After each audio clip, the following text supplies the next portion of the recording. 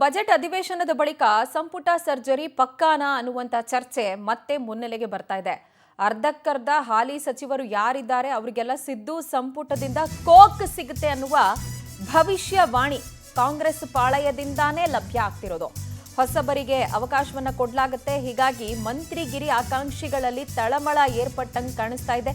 ದೆಹಲಿಯಲ್ಲಿ ಎಂಎಲ್ಸಿ ಸಲೀಂ ಅಹಮದ್ ಈ ಕುರಿತಾಗಿ ಮಾಹಿತಿಯನ್ನು ಕೊಟ್ಟಿರೋದು. ಸಂಪುಟ ಸರ್ಜರಿ ಪಕ್ಕಾನಾ ಅನ್ನುವಂಥ ಚರ್ಚೆಗೆ ಅವರು ನಾಂದಿ ಹಾಡಿದ್ದಾರೆ. ಇಷ್ಟೊತ್ತಿಗಾಗಲೇ ಸಚಿವ ಸಂಪುಟ ಪುನರಚನೆ ಆಗಬೇಕಾಗಿತ್ತು, ಬಟ್ ಬೇರೆ ಬೇರೆ ರೀಸನ್ಗಳಿಂದ ಅದನ್ನ ಮುಂದೂಡಲಾಯಿತು. ಬಜೆಟ್ ಅಧಿವೇಶನದ ಬಳಿಕ ಸಂಪುಟ ಪುನರಚನೆ ಆಗಬಹುದು ಅನ್ನುವಂಥ ಮಾತನ್ನ ಸಲೀಂ ಅಹಮದ್ ಮಾತನಾಡಿದ್ದಾರೆ ದೆಹಲಿಯಲ್ಲಿ. ಇಷ್ಟೊತ್ತಿಗಾಗಲೇ ಸಂಪುಟ ಪುನರಚನೆ ಆಗಬೇಕಾಗಿತ್ತು, ಬಟ್ ಕೆಲವು ರೀಸನ್ಗಳಿಂದ ಅದು ಮುಂದೂಡಲ್ಪಟ್ಟಿದೆ ಅಂತ ಹೇಳಿದ್ದಾರೆ. ಆ್ಯಂಡ್ ಹಾಲಿ ಇರುವಂತಹ ಸಚಿವರು ಯಾರಿದ್ದಾರೆ ಅದರಲ್ಲಿ ಬಹಳಷ್ಟು ಜನಕ್ಕೆ ಕೋಕ್ ಕೊಡಲಾಗುತ್ತೆ, ಹೊಸಬರಿಗೆ ಅವಕಾಶವನ್ನು ಕೊಡ್ತಾರೆ ಅಂತ ಹೇಳಿ ಮಾತನಾಡಿದ್ದಾರೆ. ಸದ್ಯ ಕಾಂಗ್ರೆಸ್ನಲ್ಲಿ ನಾಯಕತ್ವ ಬದಲಾವಣೆ ವಿಚಾರ ಈಗ ಅಧಿವೇಶನ ಆದ್ಮೇಲೆ ಮತ್ತೆ ಮುನ್ನೆಲೆಗೆ ಬಂದಿದೆ. ಆ ನಾಯಕತ್ವ ಬದಲಾವಣೆ ಕುರಿತಾಗಿ ನಾನೇನು ಮಾತಾಡೋದಿಲ್ಲ, ಹೈಕಮಾಂಡ್ ಒಂದು ಲಕ್ಷ್ಮಣ ರೇಖೆಯನ್ನು ಎಳೆದಿದೆ, ಎಲ್ಲರೂ ಬಾಯಿ ಮುಚ್ಕೊಂಡಿರಬೇಕು ಅಂತ, ಈ ಬಗ್ಗೆ ಯಾರು ಮಾತಾಡಬಾರ್ದು ಅಂತ ಸೂಚನೆಯನ್ನ ಖಡಕ್ ಆಗಿ ಕೊಡಲಾಗಿದೆ. ಹಾಗಾಗಿ ನಾವು ಮಾತಾಡೋದಿಲ್ಲ, ನಾನು ಪರ್ಟಿಕ್ಯುಲರ್ಲಿ ಮಾತಾಡಲ್ಲ, ನಾಯಕತ್ವ ಬದಲಾವಣೆ ಬಗ್ಗೆ ವರಿಷ್ಠರು ಕ್ರಮವನ್ನ ತೆಗೆದುಕೊಳ್ತಾರೆ ಅಂತ ಹೇಳಿ ದೆಹಲಿಯಲ್ಲಿ ಪರಿಷತ್ ಸದಸ್ಯ ಸಲೀಂ ಅಹಮದ್ ಮಾತನಾಡಿರೋದು.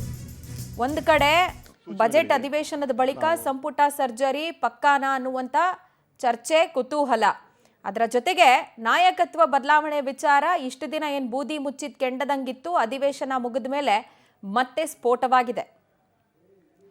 ಕಟ್ಟುವಲ್ಲಿ ಅವರಿಗೆ ಜವಾಬ್ದಾರಿ ನಾವು ವರಿಷ್ಠರಿಗಾಗಲೇ ಹೇಳಿದ್ವಿ, ಇವಾಗಲೂ ಕೂಡ ಹೇಳಿದ್ದೀವಿ, ಆದಷ್ಟು ಬೇಗ ಸಚಿವ ಸಂಪುಟ ರಚನೆ ಆಗಬೇಕು. ಹಲವಾರು ಮುಖಂಡರಿಗೆ ಪಕ್ಷ ಕಟ್ಟುವಲ್ಲಿ ಅವರಿಗೆ ಜವಾಬ್ದಾರಿ ಕೊಡಬೇಕು ಹಾಗೂ ಹೊಸಬರಿಗೆ ಮಂತ್ರಿ ಮಾಡಬೇಕಂತ ಒತ್ತಾಯ ಕೂಡ ನಾವು ಮಾಡಿದ್ದೀವಿ. ಅಂತಿಮವಾಗಿ ಹೈಕಮಾಂಡ್ ಮತ್ತು ಮುಖ್ಯಮಂತ್ರಿಗಳು ಉಪಮುಖ್ಯಮಂತ್ರಿ ತೀರ್ಮಾನ ತಗೊಳ್ತಾರೆ. ಬಹುಶಃ ಆದಷ್ಟು ಬೇಗ ಮಾಡ್ತಾರೆ ಅಂತ ವಿಶ್ವಾಸ ಇದೆ. ಆ ಹಿನ್ನೆಲೆಯಲ್ಲಿ ಮತ್ತೆ ಬಜೆಟ್ ಕೂಡ ಶುರು ಆಗ್ತಾ ಇದೆ. ಬಹುಶಃ ಅದನ್ನು 6ನೇ ತಾರೀಕು ಆಗ್ಬೋದು ಅಂತ ಸೂಚನೆಗಳಿದೆ. ಆದರೆ ಮತ್ತೆ ನಾನು ಹೇಳ್ತಾ ಇದ್ದೀನಿ, ನಾವು ವರಿಷ್ಠರಿಗೆ ಹೇಳಿದ್ದೀವಿ, ಆದಷ್ಟು ಬೇಗ ಸಚಿವ ಸಂಪುಟ ಪುನರ್ರಚನೆ ಮಾಡಬೇಕಂತ ನಾವು. ಈ ಬಗ್ಗೆ ಡೀಟೇಲ್ಸ್ ಕೊಡ್ತಾರೆ ನಮ್ಮ ನವದೆಹಲಿ ಪ್ರತಿನಿಧಿ ಸಂತೋಷ್, ನಮ್ಮೊಂದಿಗೆ ದೂರವಾಣಿ ಸಂಪರ್ಕಕ್ಕೆ ಸಿಗ್ತಾ ಇದ್ದಾರೆ. ಸಂತೋಷ್, ಸಂಪುಟ ಪುನಾರಚನೆ ಪಕ್ಕಾನಾ ಅನ್ನೋ ಚರ್ಚೆ ಜೊತೆಗೇನೆ ಎಂಎಲ್ಸಿ ಸಲೀಂ ಅಹಮದ್ ಅವರು ಕೂಡ ಆಕಾಂಕ್ಷಿನ ಅನ್ನೋ ಪ್ರಶ್ನೆ ಹೇಳ್ತಾ ಇದೆ. ಪ್ರಮುಖವಾಗಿ ಇನ್ನೇನು ಕೆಲವೇ ಕ್ಷಣಗಳಲ್ಲಿ ದೆಹಲಿಗೆ ಆಗಮಿಸಿರುವಂತಹ ಉಪಮುಖ್ಯಮಂತ್ರಿ ಡಿ.ಕೆ. ಶಿವಕುಮಾರ್ ಅವರು ಕೆಲವೊಂದಿಷ್ಟು ಇಲಾಖೆಗೆ ಸಂಬಂಧಪಟ್ಟಂತಹ ಕೇಂದ್ರ ಸಚಿವರುಗಳ ಜೊತೆ ಸಭೆಯನ್ನು ಕೂಡ ನಡೆಸುವ ಈಗಾಗಲೇ ನಿರ್ಧಾರವನ್ನ ತೆಗೆದುಕೊಂಡಿರುವಂತದ್ದು, ಜೊತೆಗೆ ಸಮಯವನ್ನು ಕೂಡ ಕೇಳಿದ್ದಾರೆ.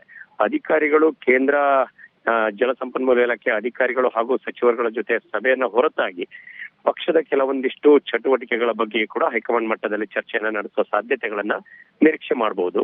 ಇದುವರೆಗೂ ಕೂಡ ಯಾವುದೇ ಹೈಕಮಾಂಡ್ ಮಟ್ಟದ ನಾಯಕರುಗಳನ್ನ ಕಾಂಗ್ರೆಸ್ ನಾಯಕರುಗಳನ್ನ ಭೇಟಿಯಾಗೋದಕ್ಕೆ ಸಮಯವನ್ನ ಇನ್ನೂ ಕೂಡ ಕೇಳಿಲ್ಲ. ಆದ್ರೆ ಬಹುತೇಕ ಇವತ್ತು ದೆಹಲಿಯಲ್ಲಿ ವಾಸ್ತವ್ಯ ಹೂಡಲಿರುವಂತಹ ಡಿ.ಕೆ. ಶಿವಕುಮಾರ್ ಕೆಲವೊಂದಿಷ್ಟು ಕಾಂಗ್ರೆಸ್ ನಾಯಕರನ್ನ ಭೇಟಿಯಾದ ಬಳಿಕ ಆ ಭೇಟಿಯಲ್ಲಿ ರಾಜ್ಯದ ಸದ್ಯದ ರಾಜಕೀಯ ವಿದ್ಯಮಾನಗಳ ಬಗ್ಗೆ ಕೂಡ ಚರ್ಚೆ ಮಾಡುತ್ತಿರುವಂತ ಸಾಧ್ಯತೆಗಳಂತೆ. ಒಂದು ವೇಳೆ ಹೈಕಮಾಂಡ್ ಮಟ್ಟದ ನಾಯಕರುಗಳಲ್ಲಿ ವೇಣುಗೋಪಾಲ್ ಅಥವಾ ರಾಹುಲ್ ಗಾಂಧಿ, ಸೋನಿಯಾ ಗಾಂಧಿ ಈ ಮೂವರನ್ನ ಭೇಟಿಯಾಗಿದ್ದೇ ಆದಲ್ಲಿ ಖಂಡಿತವಾಗಿಯೂ ಕೂಡ ಸಚಿವ ಸಂಪುಟ ಪುನರಚನೆಯೋ ಅಥವಾ ಈ ಹಿಂದೆ ಈಗಾಗಲೇ ನಿರೀಕ್ಷೆಯನ್ನ ಮಾಡ್ತಿರುವಂತೆ ಮುಖ್ಯಮಂತ್ರಿ ಗಾದಿಯ ಬಗ್ಗೆ ಸಾಕಷ್ಟು ಚರ್ಚೆಗಳನ್ನ, ಒತ್ತಡಗಳನ್ನು ಕೂಡ ಈಗಾಗಲೇ ಬಹುತೇಕರು ಕೂಡ ಅವರ ಪಕ್ಷದ ಕೆಲವೊಂದಿಷ್ಟು ಶಾಸಕರು ಹಾಕ್ತಾ ಇದ್ದಾರೆ. ಜೊತೆಗೆ ಇವರು ಕೂಡ ನಿರೀಕ್ಷೆಯಲ್ಲಿರುವಂತದ್ದು ಮುಖ್ಯಮಂತ್ರಿ ಆ ಒಂದು ಕನಸಿನ ಸಂಬಂಧಪಟ್ಟಾಗೆ. ಹಾಗಾಗಿ ಈ ಹಿಂದೆ ಹೈಕಮಾಂಡ್ ಹೇಳಿರುವಂತೆ ಆ ಒಂದು ಮಾತನ್ನ ನಡೆಸ್ಕೊಡ್ಬೇಕು ಅನ್ನುವಂತ ಪಟ್ಟನ್ನ ಹಿಡಿಯುವಂತ ಸಾಧ್ಯತೆ, ಜೊತೆಗೆ ಮಾತುಕತೆಯನ್ನ, ಮನವಿಯನ್ನ ಮಾಡುವಂತ ಸಾಧ್ಯತೆಗಳನ್ನ ನಿರೀಕ್ಷೆ ಮಾಡ್ಬೇಕಾಗತ್ತೆ. ಆದ್ರೆ ಹೈಕಮಾಂಡ್ ಯಾವ ರೀತಿಯಾದಂತ ನಿಲುವುಗಳನ್ನು ತೆಗೆದುಕೊಳ್ಳುತ್ತೆ ಅನ್ನುವಂಥದ್ದು ಸಾಕಷ್ಟು ಮಹತ್ವ ಪಡೆದುಕೊಳ್ಳುತ್ತೆ.